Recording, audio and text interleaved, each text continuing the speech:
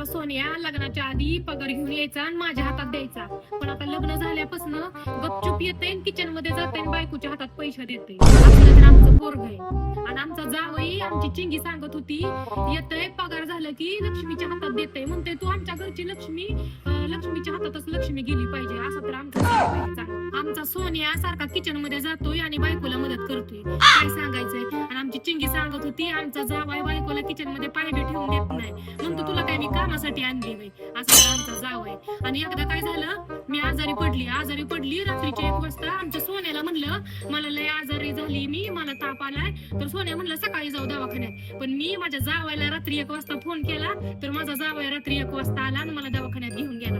स्वतःच्या जावई बघत नाही, पण माझी लय काळजी घेतो जावई. लय चांगला आहे जावई.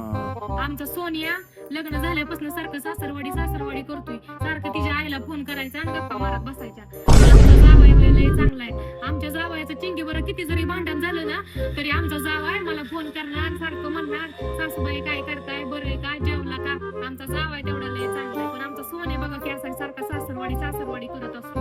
आमचा जावई तेवढा चांगला आहे. काहीतरी पुण्य केलं ना मी गेल्या जन्मी, म्हणून मला असा जावई भेटलाय चांगला. शाबास बेटा.